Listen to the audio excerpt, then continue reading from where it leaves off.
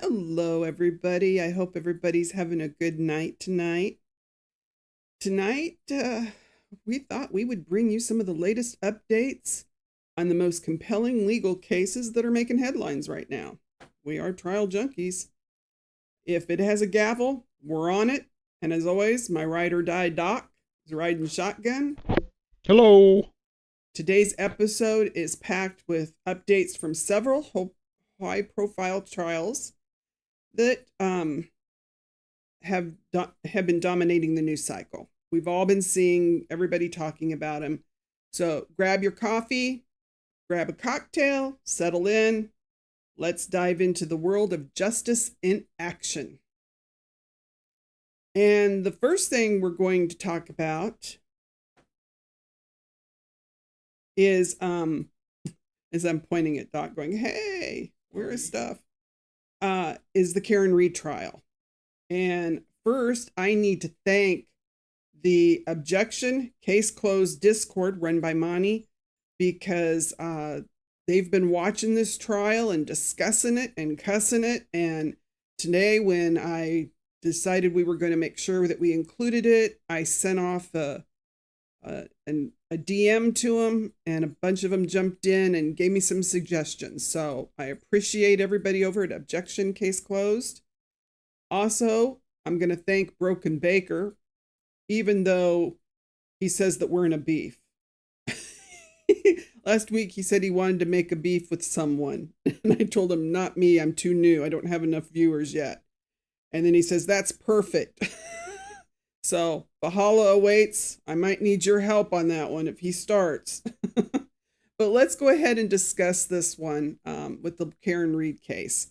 For those of you that need to catch up, this is her second trial, okay?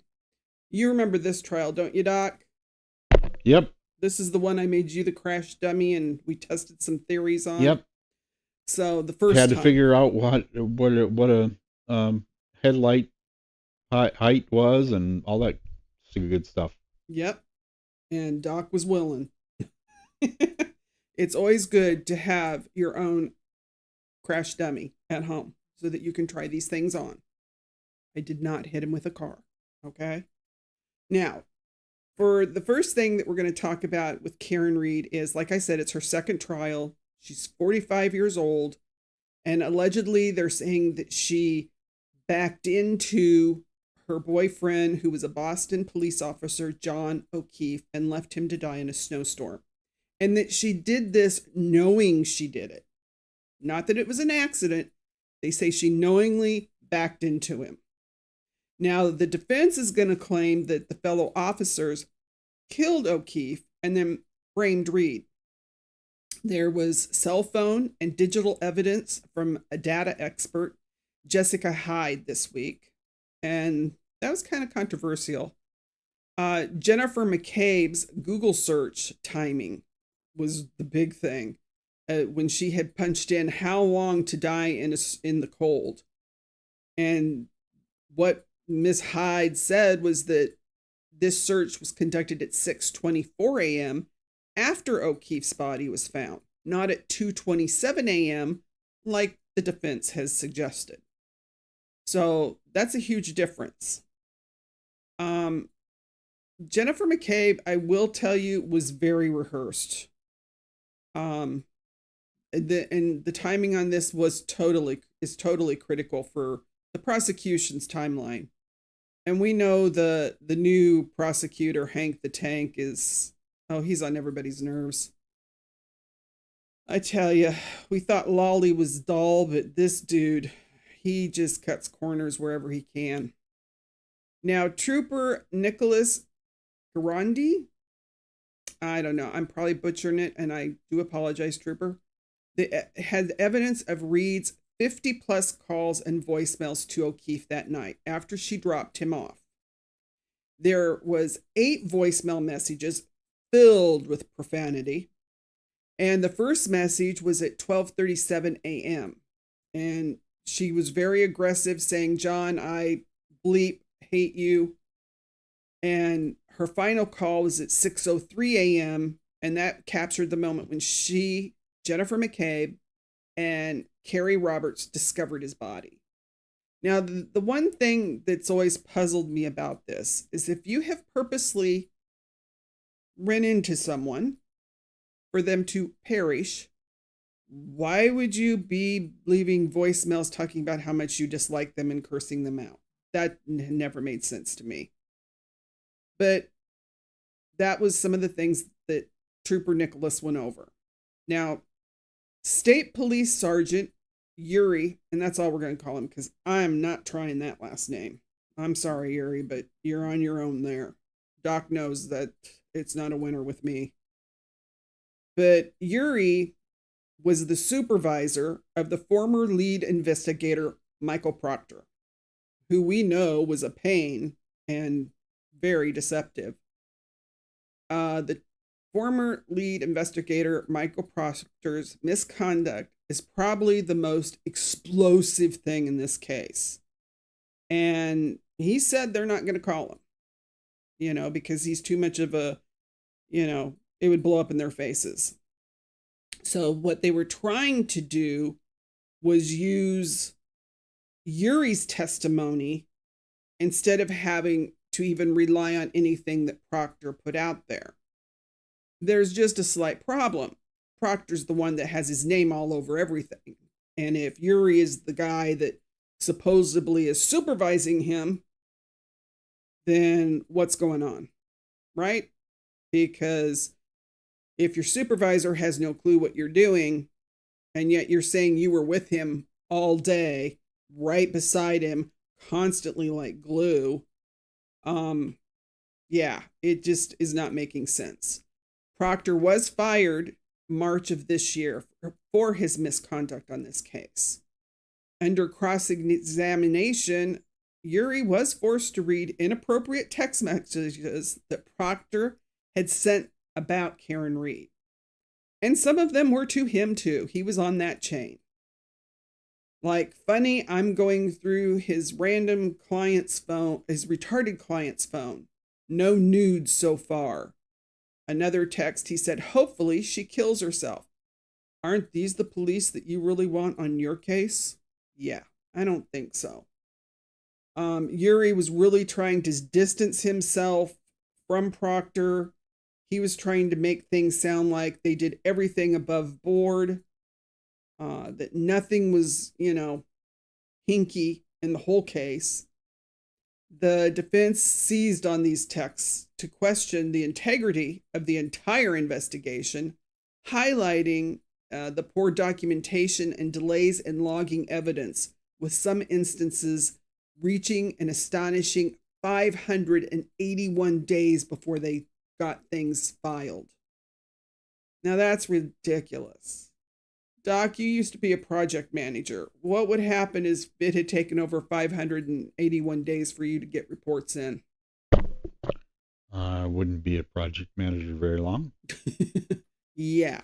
So for these guys that had all these reports and they weren't getting them in, yeah, it's so wrong. Jennifer McCabe's 3-day testimony and credibility was challenged. They had rehearsed her. I'm just going to say it. She was very rehearsed. Prosecutors portrayed her as credible and composed, particularly when recounting that she allegedly heard Karen Reed say, I hit him, I hit him, I hit him. And that sentence, it did make, people think. There are those on the other side that feel like that was justification. Hey, therapist, thank you for joining us, darling. So that was a huge thing. The comment, I hit him, I hit him, I hit him. But like with any sentence, where's the emphasis? Was it more of, I hit him? Like she's astonished? Or, yeah, I hit him, I hit him. You have to take in everything there. The defense really aggressively challenged her credibility. And you can see by the lovely look on her face, she did not like Alan Jackson at all. I think if she could have hit him, Alan better watch himself. Because if he sees Jennifer McCabe in a car, run, Alan, run. That's all I can say. Reed later said that Jennifer McCabe was like the quarterback with this plot, trying to frame her. So she really feels like they were trying to get her. Hey, Matt, I'm happy you're here, darling. We're doing well. Yeah, Sarah told me she had to pick her sister up at the airport. So we're letting her off tonight because family's first. We understand. On Friday, things took another turn when Yuri read the text messages that were between her and the ATF agent and Brian Higgins. And they were characterizing them as messages from an angry girlfriend that was trying to set up a hookup to hurt John. But there's just so many questions about Higgins. Why did he get rid of his phone? Why did he break it up and put it such a long distance Vallow's away? Here. Yay, Vallow joined us too. Good job. Love it. The more the merrier. Because we're just recapping some of the big cases that are happening right now. Judge Beverly Cahone? I don't know. Judge Bev's what I call her. Or Auntie Bev. She probably hates that. She ruled to allow the controversial crash route experts from Arcan to testify. And I'm sorry, those are good dudes. I do not appreciate her picking on Dr. Wolf and the other doctor because they're good dudes. But she gave the defense team a a lesson in no repeated violations and unprofessional conduct, according to Hank the Tank. You walking terrorist in your boot? Kim Jong-Bev. Didn't the judge have different color hair last time? No, it's the same. She has the same hairstyle. She needs a new style. Okay. Yeah. Yeah, it's so bleached out. It looks like it would probably feel like straw. I'm just saying, my opinion, allegedly. But so this case really does have it all, you guys. You got alleged police misconduct. You have a love triangle going on between supposedly, O'Keefe and Karen and Higgins. And then supposedly Karen was jealous, saying that he might have been flirting with somebody. Yeah, Vallow, the crash daddies.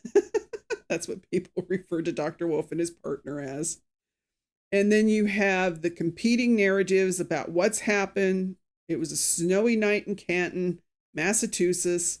So we're going to continue, getting highlights on this one because it is an interesting case. Because apparently whatever happens in Canton is kind of like the Bermuda Triangle. Weird things happen and there's no explanation. But now let's going to turn to an explosive celebrity trial that's even bigger than R. Kelly. And that's Sean Diddy Combs. It's a federal safe sex trafficking and racketeering case. Why? There was snow, fella.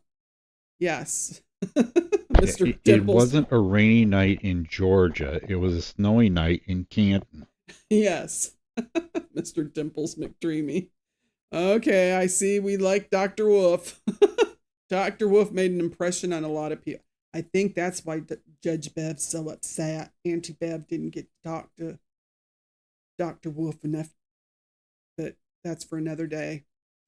So Sean Diddy Combs, this is a federal case, you guys, so we don't get cameras. We're getting, reporters that are coming out that are telling us what's going on. We're getting drawings. We're not getting to see actual footage. Lauren Conlon is in there for Nancy Grace, and also she has a channel.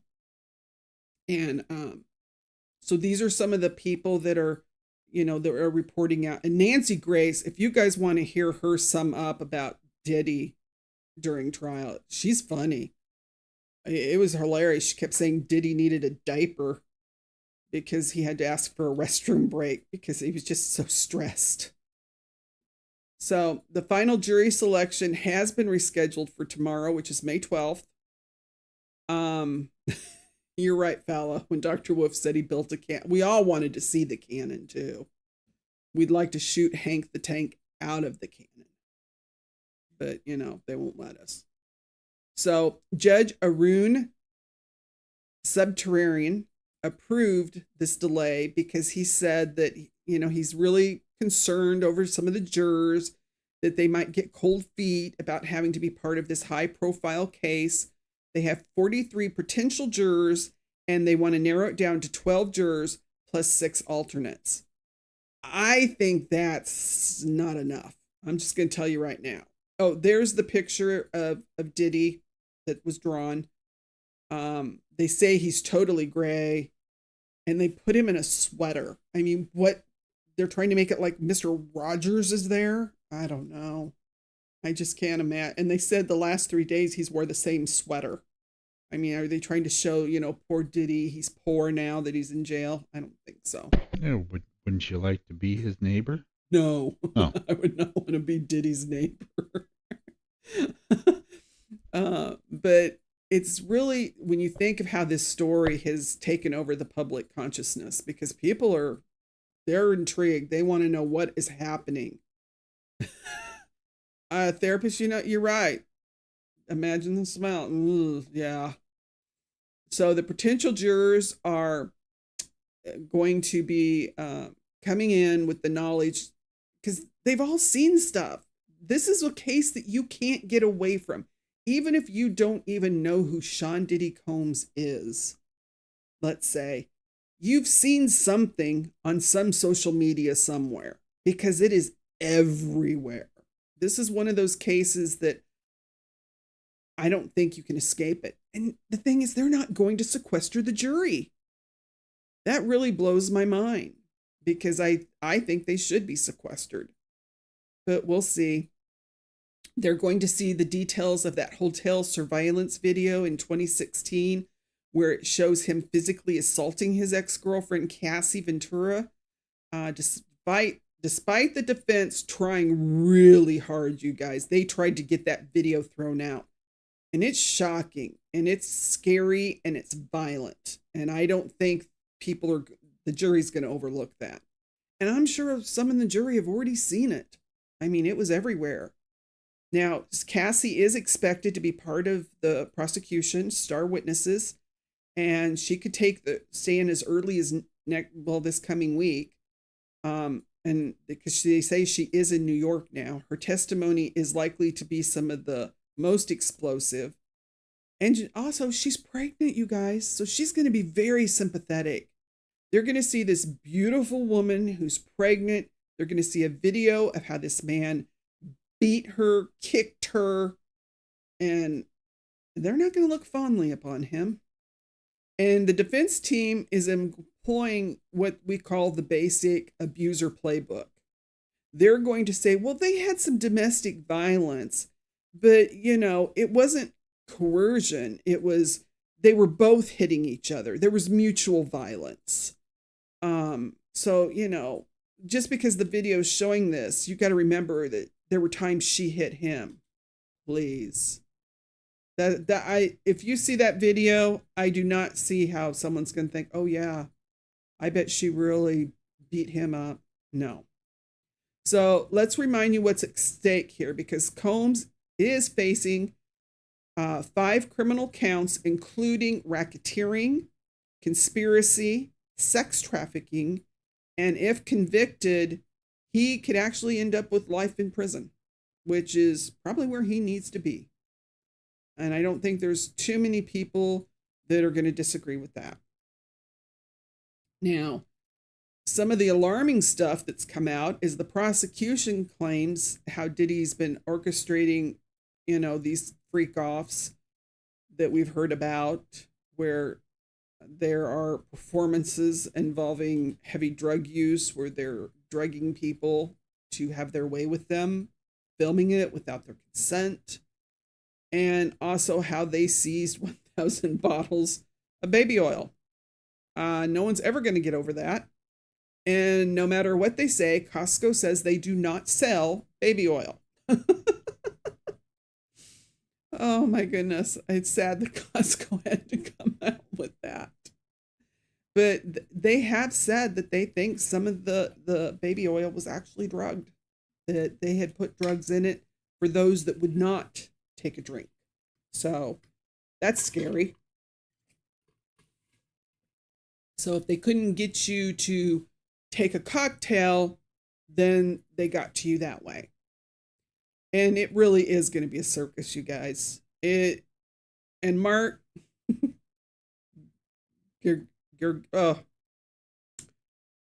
Gergonis, then that's his daughter. She is part of the defense team. But Mark has always handled, no, you're right, Matt, Diddy ain't a man. Mark has always handled some very high profile cases. He's actually on the Mendez case right now. Let's see, some of the other big cases absolutely just went out of my mind. But he's been around for quite a while. He also has a podcast now with the guy from TMZ that's a lawyer. And so it's called Two Angry Men. And so he decided on the podcast that he would make a comment about how the prosecution is a pack of 6 white women. And Judge Subterranean was not pleased. He admonished why can I not? I was saying his name earlier. Garagos. There it is. Garagos. For the inappropriate comments. Oh yeah, drugs were for men too. Diddy wasn't picky, fella. He was willing to play the field. Yeah. Sick puppy. He's a sick, twisted puppy, Doc. But so this is his daughter. And the interesting thing is that during the jury selection, and they have 7 defense attorneys there, okay? 7. They have a jury consultant. The team kept turning around, passing notes, and talking to Mark. And Mark supposedly is not on the team, but his daughter is. And so they keep including him. They said he was having lunch there at the courthouse. He was all over the place. He even was, the judge called him in and had a talk with him, and even made the comment that he's going to be watching the podcast because he wants to make sure that Mark doesn't go and say any more about this case, because I don't think they actually have where you can't make a comment, but they're watching comments being made. And I don't know if eventually they will have a gag order put on them. So that could be a possibility, but so the judge he's watching this very closely. Now, this, the fallout is really spreading widely. There's an attorney named Andrew Van, Arsdale, who represents 37 different individuals with claims against Combs, and he has now identified more than 400 new potential civil claims. So even if a fraction of those of the 400 are legitimate, you're looking at a pattern spanning decades of court cases. Decades. But one wrinkle that has hit the prosecution is that they've lost contact with one of their key witnesses. And she's listed as victim number 3. She never did want to testify. They can't find her. They can't get a hold of her attorney. And prosecutor Maureen Comey, and she is the daughter of the former FBI director James Comey, told the court that they're trying very hard to locate their witness. So we got fireworks going in every direction on this one, you guys. And there's also a bunch of A-listers that will be like a red carpet event. And during jury selection, they said that the paperwork that these guys had to fill out asking, have you heard of this person? Do you know this person? Had a lot of famous names. And they said that there are approximately 190 names of individuals who might be called as witnesses during the trial. And the judge hilariously said it's like an appendix from Lord of the Rings.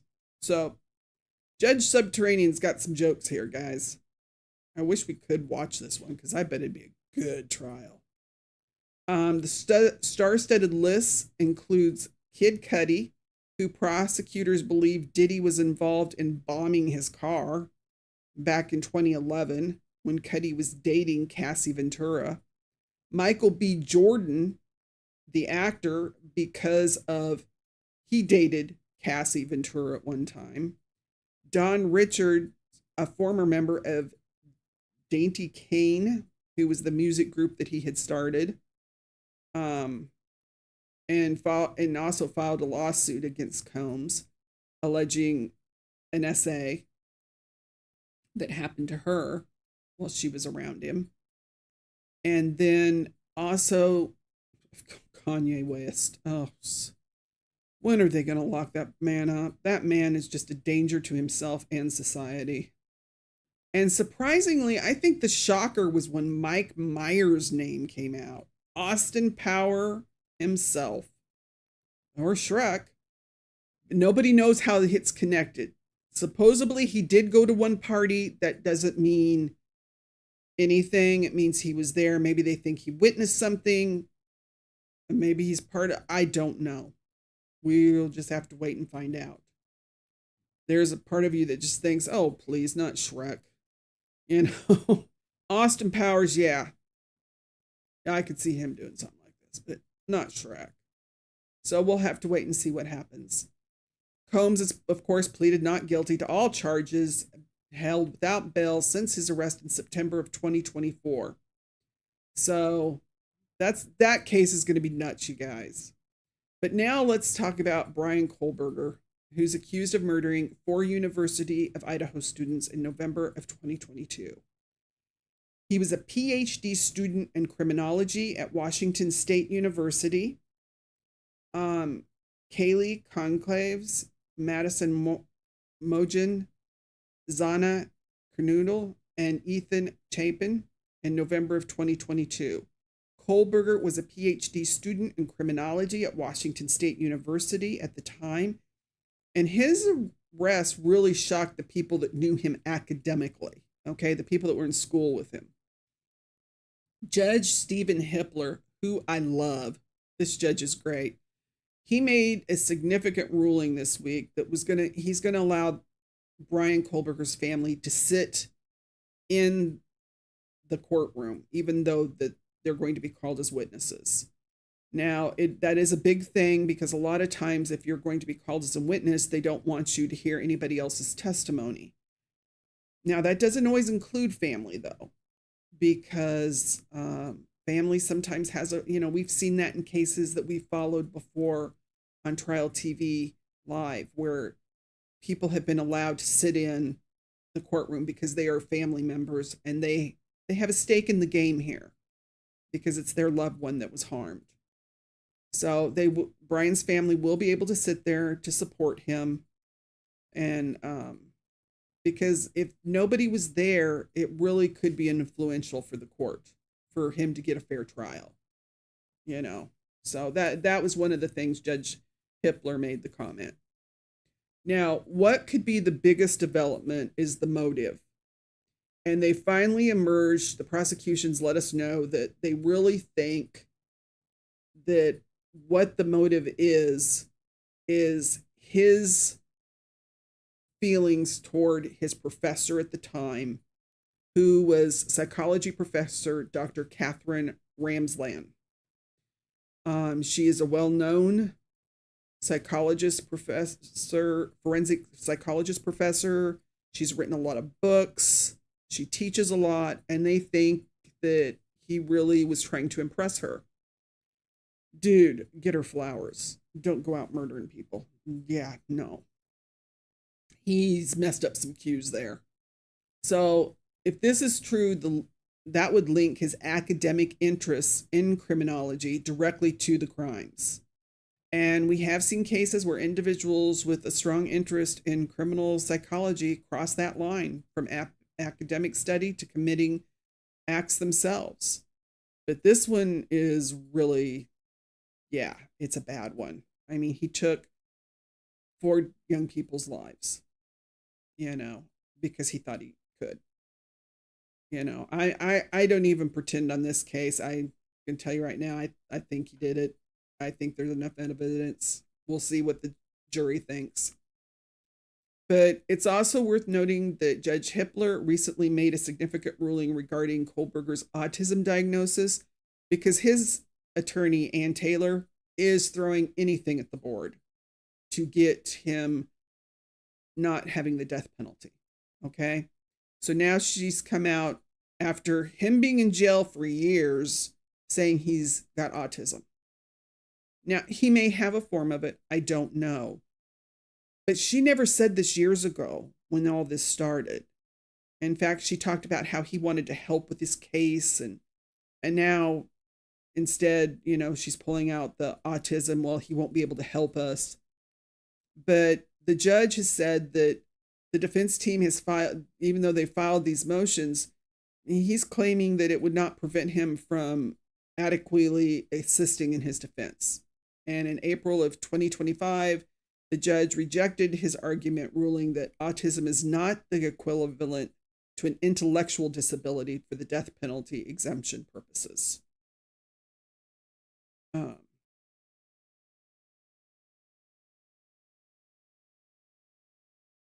TikTok psychic claimed.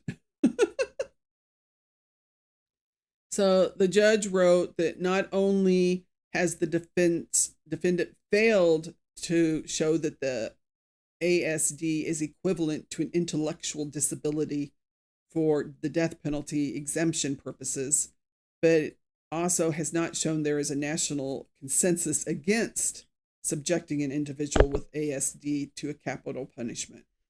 Hippler added that autism may be considered a mitigating factor during sentencing. However, it does not automatically disqualify someone from capital punishment. So, welcome in, Pammy. Hey, Pammy, good to see you, sweetie. So, even though he might, not get the death penalty, it's just, I think the judge is right. Wait till the case. If he is found guilty, then you argue it. So Dateline NBC had a special and released new evidence, including surveillance video that appeared to show a car resembling Kohberger's white Hyundai Elantra driving near the crime scene around the time of the murder. Even more telling, the vehicle was seen circling the victim's neighborhood multiple times before the murders and then speeding away from the area just 13 minutes later. So cell phone data is showing that his phone was near the victim's house 23 times over, it said, 4 months. And also that after dark was when he liked to go and do his surveillance. And they think that shows it was premeditation, even though the defense is trying to say he just liked to take drives at night and look at the stars. Because I don't know how he kept looking at the stars around their house because there were trees and stuff. But that's for another day and for the court to figure out. Hopefully they get a good jury on this one. That's what we're hoping for. And let's see, what do we have now? Oh, yes, the phone records. That indicates that Kohberger made some deeply troubling internet searches in the weeks before and after the murders. Searches like serial killer, Ted Bundy, academic searches like psychopathic traits in college students, and perhaps the most disturbing was the keywords such as forced, passed out, and drugged. Yeah, he's got some issues. Thank God he never met Jennifer McCabe in the Karen Reed trial. Those two would have been dangerous together. Okay, but one of the most chilling pieces of evidence is the selfie that he took. Oh, I forgot to put that up.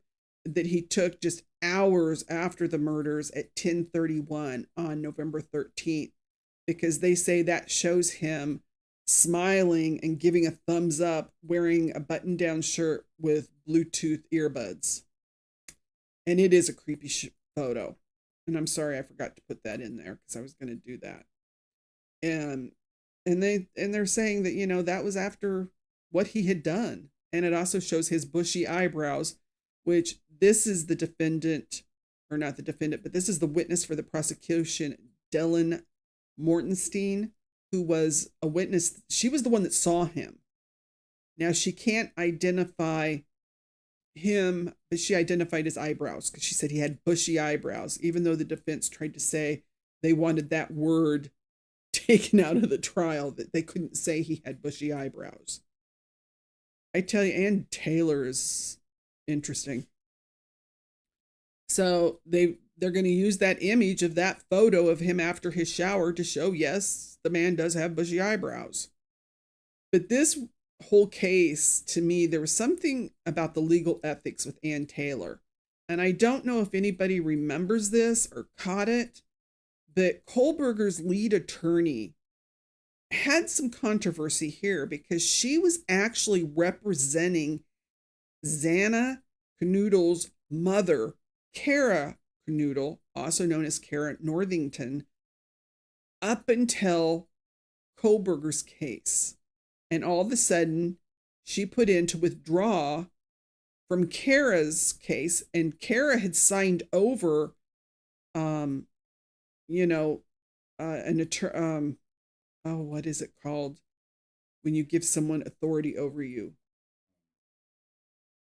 Come on, Doc.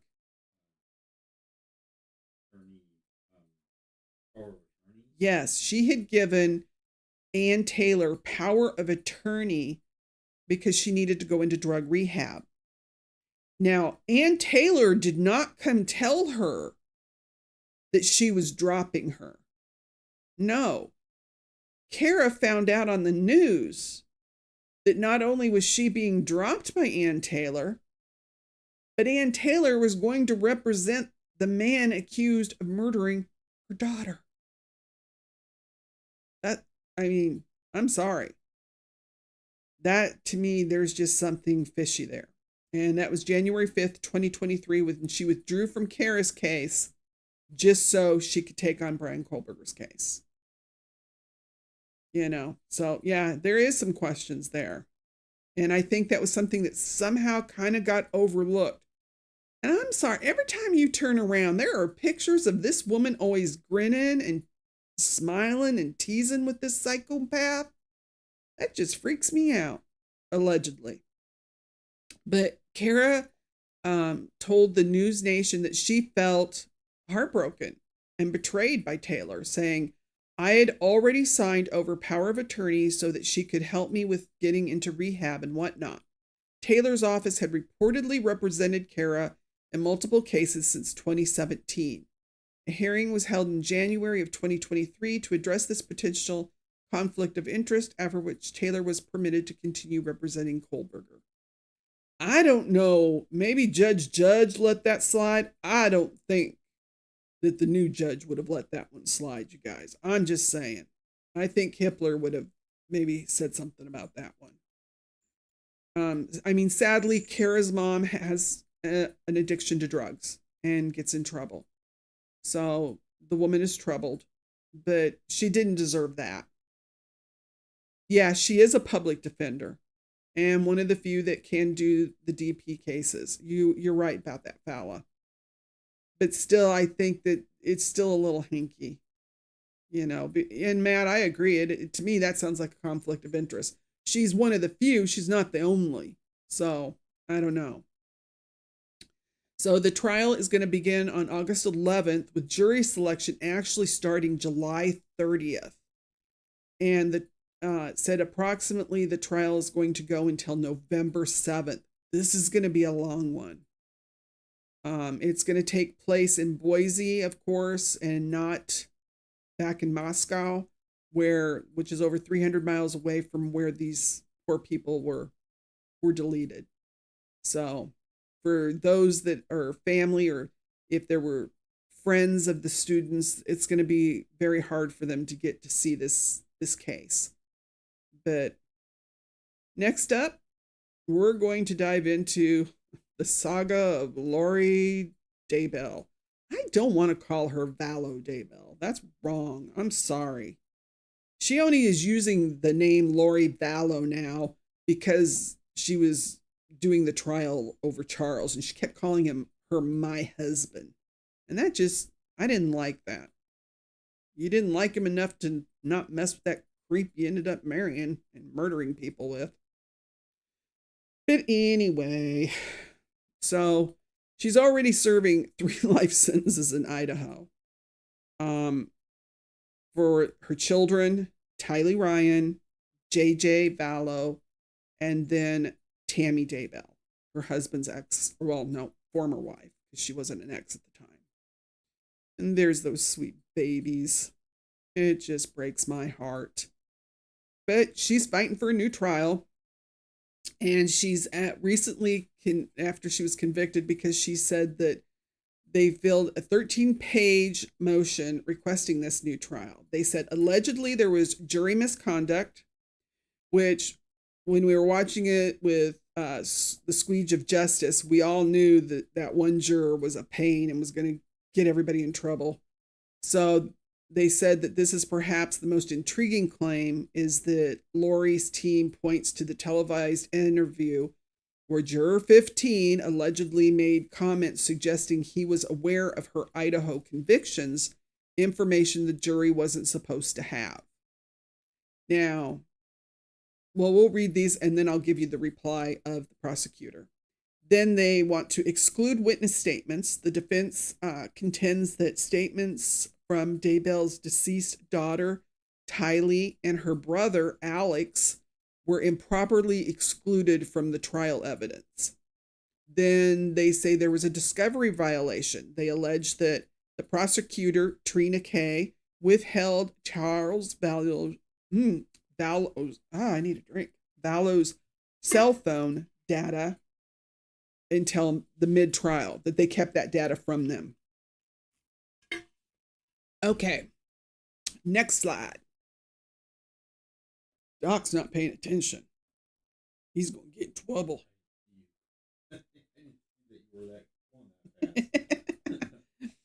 So, and then the fourth one was prosecutional.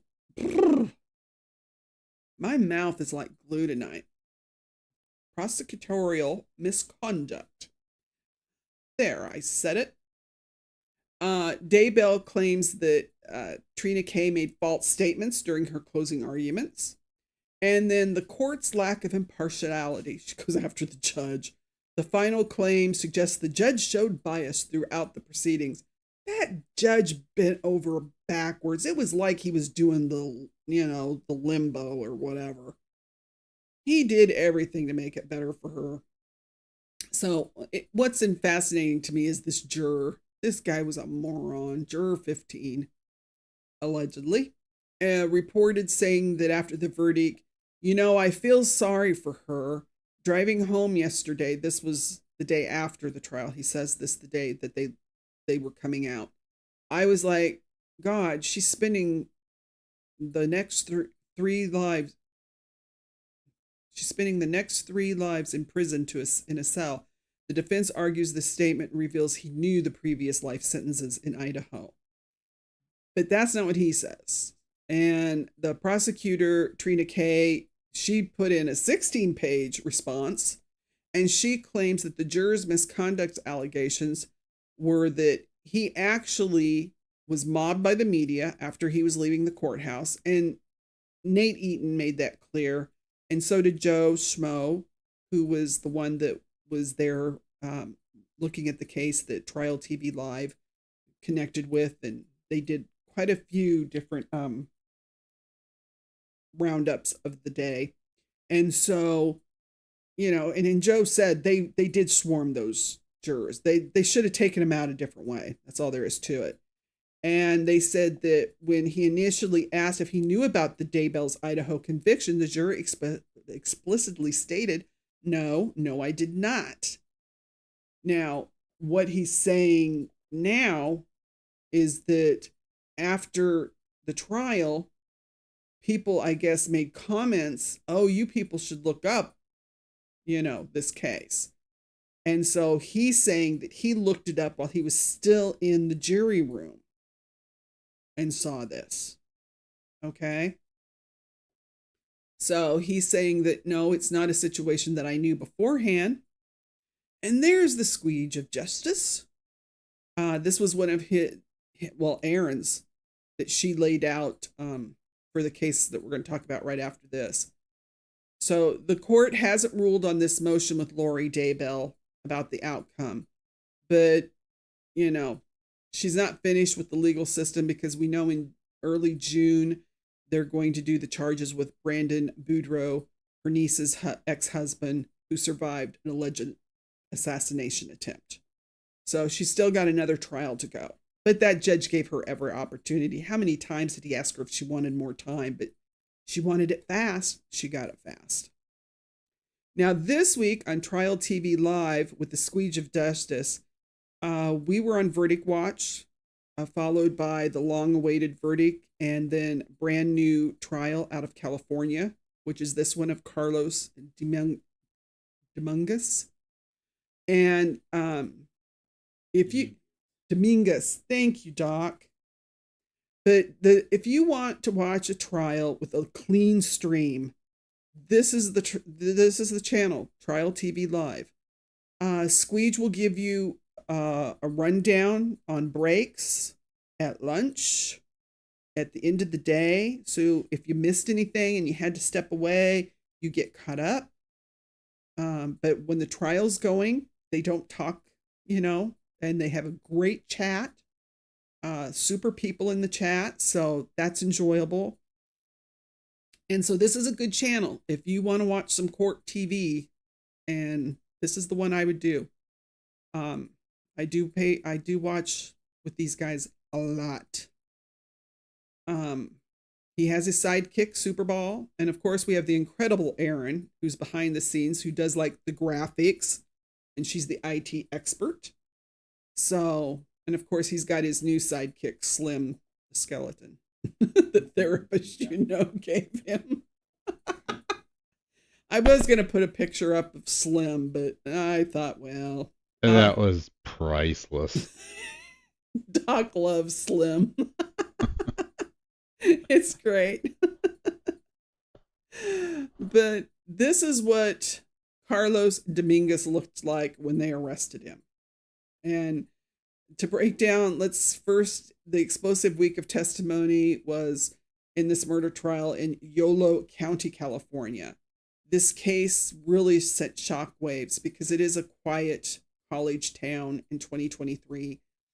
And there were 3 seemingly random knife attacks that left 2 men deceased and 1 woman fighting for her life.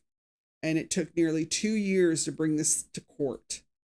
And he has been described as an immigrant from El Salvador who was once an honor student and athlete before his life took a dramatic turn. And throughout the first week of testimony, you really noted his eerie demeanor. I mean, the guy just kind of was silent, motionless, staring blankly. You almost wonder if are they going to do a mental disorder, schizophrenia or something for this guy? I don't know, because something's not right with him. Yes, Vallow. Therapist, just had a random skeleton laying around. It happens, I'm not saying that it was a real one. I think so. Slim was a nice boy. We don't ask where Slim came from. He was a gift. That's all we need to know. He was diagnosed with schizophrenia after. Okay, yeah. I was wondering because he has the signs of it. I mean, that doesn't mean he needs to be held accountable. But this trial, it's really not just who committed these horrific stabbings, but what's going on in his mind when he did it. And I really think he's mentally out there. I think the guy just is not. He is of the right age group when they get schizophrenia. And I think one thing this case has brought also to everybody's attention is the situation of the homeless, because the people involved, most of them were homeless. And I think that's really shown by some of the testimony that it's not something they choose. Some of them have addictions.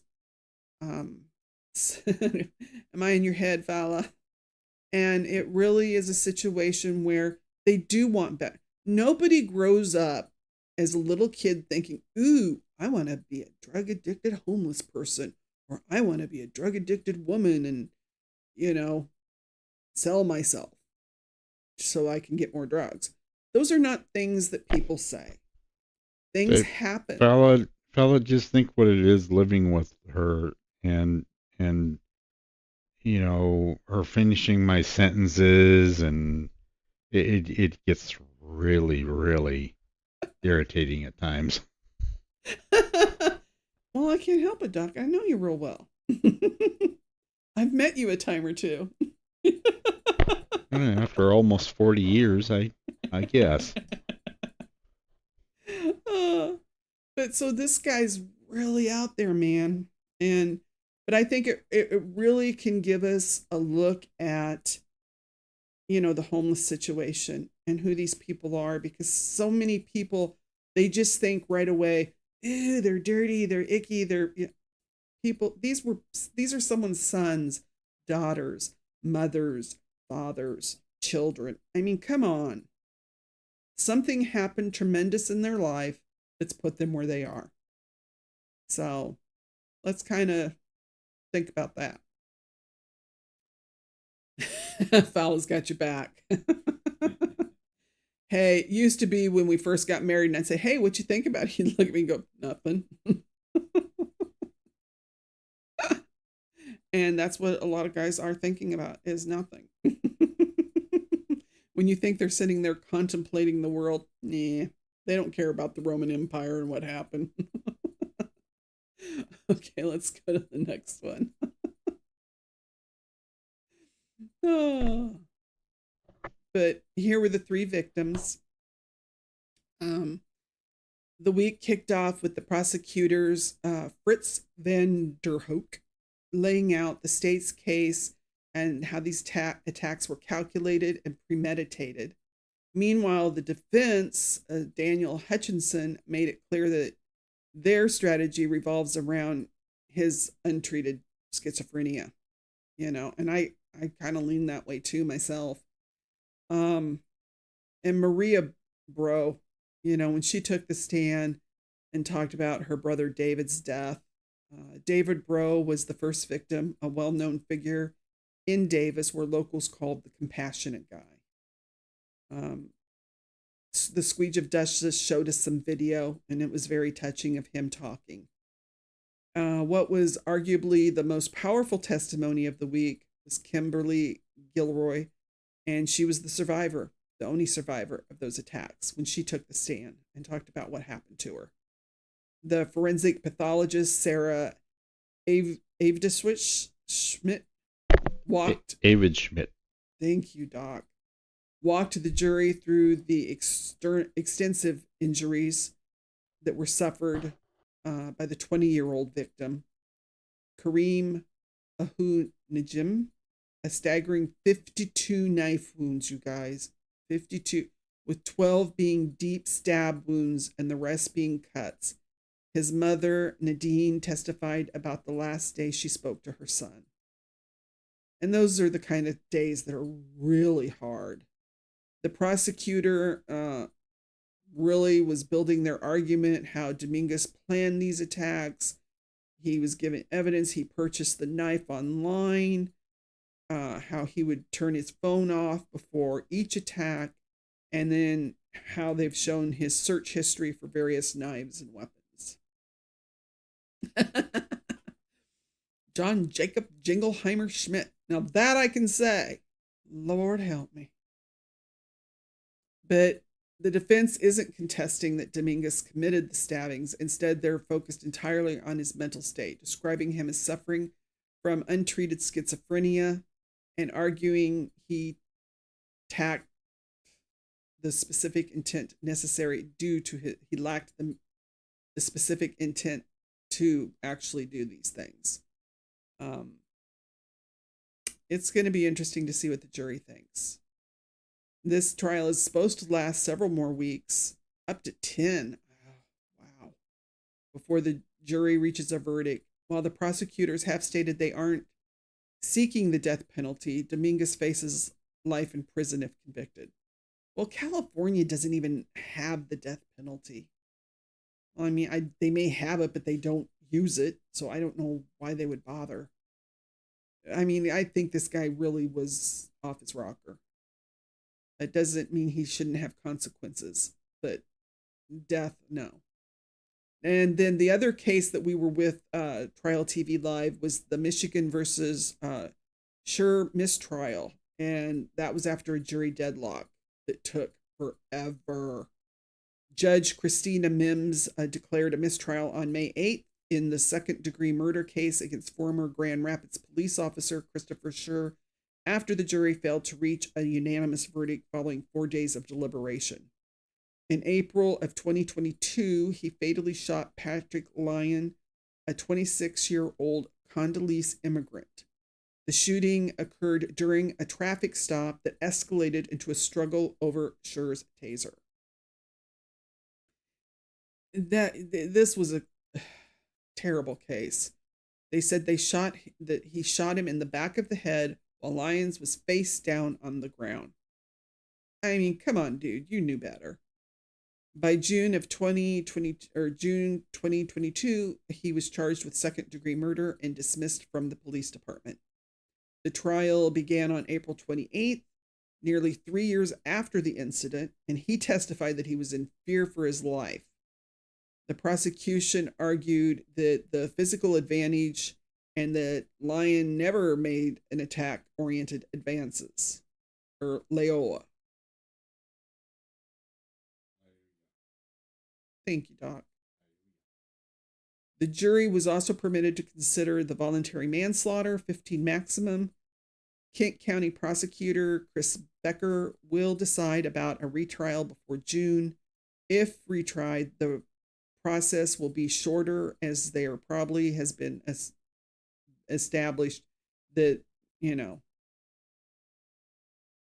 but the defense may file on an interlocutory appeal, potentially delaying a new trial. I don't know if they should retry it. I think he did it, and I think he was panicked. I think it was more he got scared and he just did the wrong thing. And one thing about it, sadly, the man was not following the police's direction when they told him to stop and put your hand, he just was not following direction. So that was a messed up case. But his family is going to pursue a civil case, and I don't blame him. They need to. It's less to prove there, so go for it. The case continues to raise important questions, though, about the police and the use of force and accountability in the community. So before we wrap up, let's go to our missing persons that need some attention. This missing person is Chloe Maykeeper. She is 19, female, indigenous. She was last seen on April 15th of 2025 up in Main Street, Jarvis Avenue, Winnipeg, Manitoba, Canada. And one reason we do even these cases, even though they're far away, is because people travel. So that's why we do it. Physical description, she's 5'5", 125 pounds, thin, black hair, brown eyes. If you have any information about her whereabouts, Winnipeg Police Missing Persons Unit, 204-986-6250. Or contact the Bear Clan, 204-794-3568. Morgan's Warriors is another one at 204-996-9347. Crime Stoppers, the 1-800-222-8477, which is tips. If you want to be anonymous, give them a call. So the Bear Clan Patrol, they do handle these missing persons, and they're out there looking for her. So let's see if we can hopefully find her. This is Orlando Raheem Williams. This is Phoenix, Arizona. He's 29. He's male, 5'8", 150 pounds, brown eyes, black hair. He was last seen on Thursday, October 10th of 2024 in Phoenix. He had a black shirt, dark gray sweatpants, black Jordan shoes.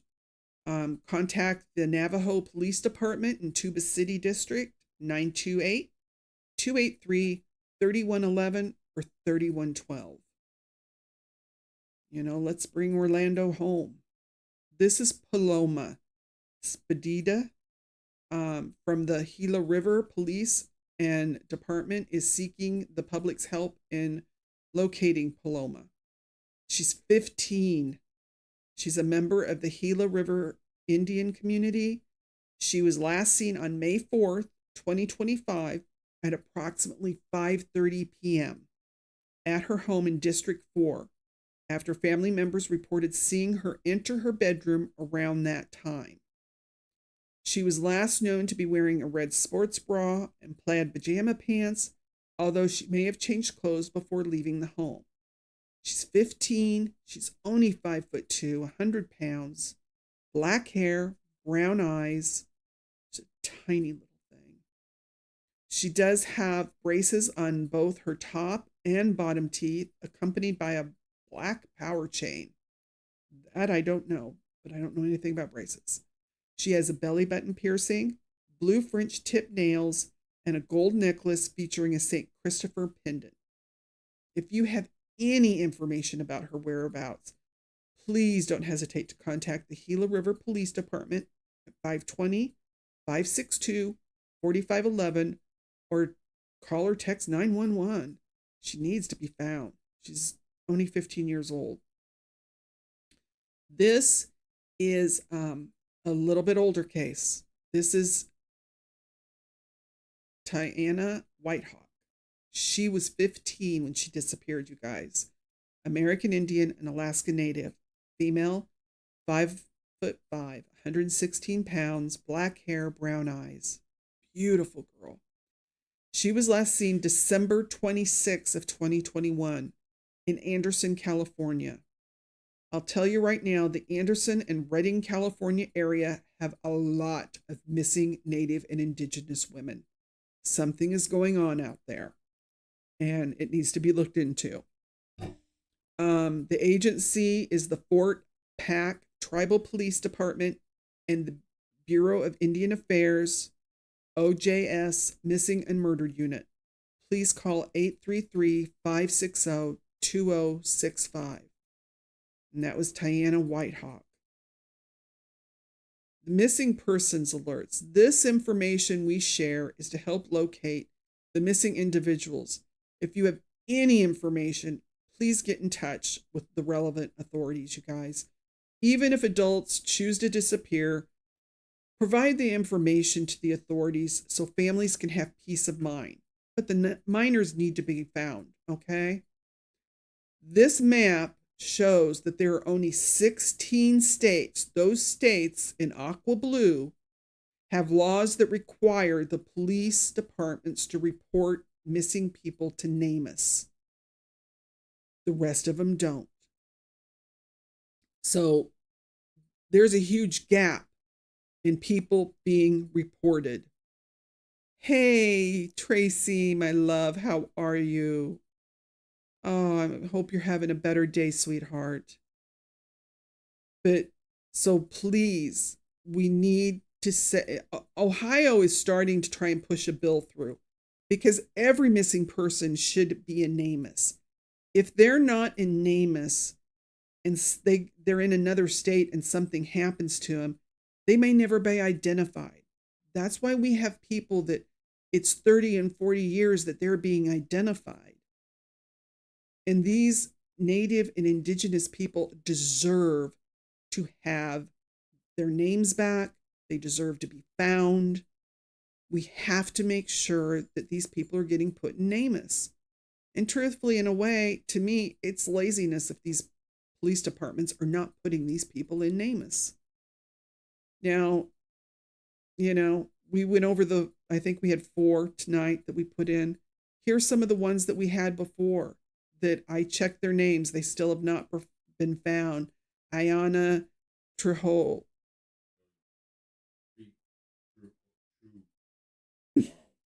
See, once I mess it up, I tongue tie him. I'm sorry. She was from Santa Fe, New Mexico, 17, missing since April 17th. Delilah White Dress, 63 years old. She's been missing since March 8th. They think the family's not sure how long she's been missing. She's from the Pine Ridge Reservation in South Dakota. Renzo Bullhead was 20. He's been missing since March 16th. And he was somewhere between Mandarin and Bismarck, North Dakota. He was walking across a bridge. Savannah Standing Bear, 22. She's been missing since March 24th from Parmley, South Dakota. Her family was doing another search today for her. Latea Willow, female, 15, missing since May 3rd from Riverton, Wyoming. Wyoming, North Dakota, South Dakota, all of those states you can see do not automatically put people in NamUs. There is a lot in that area that are Native and Indigenous. They're not being put in NamUs. That's wrong. They need to be put in NamUs. To me, that's huge. If you're not putting people in NamUs, things can happen. Remember, if you go to any kind of big event, it's a sporting event, motorcycle rally, even a fair, uh, you know, different events like this, people are being trafficked there, people. Keep your eyes open. If you notice something, go to the authorities immediately, because I'm not asking you to jump in and put yourself in harm's way, but contact the authorities. Let them know that you suspect something. It's a dangerous situation, but we've got to find these young people. And even like poor little Delilah White Dress. She's 63. She's been missing, they think, for a couple of months, and they're not even sure exactly when she went missing. We need to find them. So remember, Trial Junkies, justice may be blind, but we're always watching. We're always out there trying to bring the truth to these people's stories. Subscribe. Please make a comment, review the video, share with your fellow crime enthusiasts. Let's get this channel going. Let's get this community going. I can't help myself. The missing Indigenous and Native people is really a huge cause for me, and I want to make sure it gets talked about. I need your support. So please help me get that out there. I love you all for coming tonight. And it usually takes about a day for Doc to get this published again. So sometimes you don't get to watch it right away if he's got to do it depends on how long it takes YouTube to process it too. He has to do his mojo. So just remember, you guys, every killer counts on our silence. They don't be the reason that we have to tell another story on this channel. If you know something, say something, because that wasn't a mannequin. It never is. So until the next time, people, stay informed, stay compassionate. I love limping hugs. Thank you, Fala.